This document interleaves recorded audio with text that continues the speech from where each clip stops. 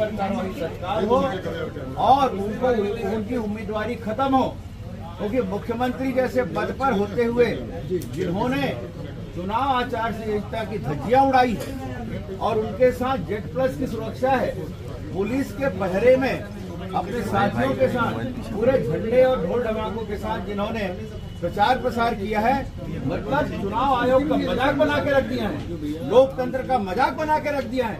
ऐसे कृत्य करने वाले भूपेश बघेल की उम्मीदवारी खत्म की जाए और उनको 2 साल की कारावास हो, ये हम चाहते हैं, हम मांग की है। अभी मुलाकात की क्या बात है? उन्होंने कहा है कि मैंने उस समय तत्काल मैंने कलेक्टर से बात की थी, कलेक्टर ने कहा कि कोई का ऐसी मेरे को जानकारी नहीं है। मतलब वहाँ जो ऑब्जर्वर थे पाटन में, क्या सोए हुए थे? ऑब्जर्वर क्या कर रहे थे? हमारे साथ तो हर पल हर क्षण वहाँ के ऑब्जर्वर एक कैमरा लिए, एक वीडियो लिए घूम रहे थे, लेकिन क्या भूपेश बघेल को छूट दी गई थी?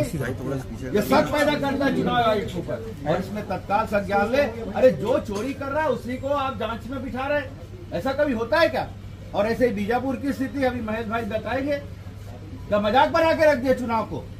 हम भी 15 साल सरकार में थे, लेकिन हमने कभी भी अपने अधिकारों का दुरुपयोग नहीं किया। शालीनता पूर्वक चुनाव संपन्न हुए, मगर 5 साल के कार्यकाल में जिस तरह छत्तीसगढ़ को उन्होंने एक अपराध का अड्डा बना दिया, इस चुनाव के दौरान भी पता नहीं चुनाव आयोग को कठपुतली समझकर लोग काम कर रहे हैं। ये मुख्यमंत्री का कृत्य दिख रहा है, यहाँ के कांग्रेस के नेताओं का कृत्य दिख रहा है, ये सब बर्दाश्त से बाहर है।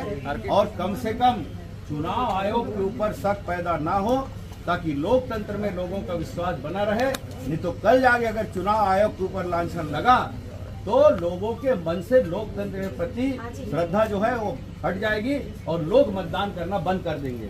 इसलिए मैं निवेदन करता हूं कि आप सबके माध्यम से दिल्ली के भी उस चुनाव आयोग में बैठे प्रमुख अधिकारियों से भी इसको तत्काल संज्ञान मिले और कार्रवाई करें। जिस तरह से हम शिकायत करने आए हैं निर्वाचन अधिकारी को, अगर 3 तारीख को विचारक मिलेगा, अगर मैडम ने कहा है कि हम उस पर संज्ञान में लेकर उस पर जो भी कार्रवाई होगी क्या कोई कार्रवाई नहीं होगा तो किस तरीके से कानून अगर नहीं होगी तो हम न्यायालय के दरवाजे खटखटाएंगे, लेकिन हम इस तरह की कृत्य को बर्दाश्त नहीं करेंगे। और जनता को हम विश्वास दिलाते हैं कि ऐसे लोगों को बर्दाश्त नहीं किया।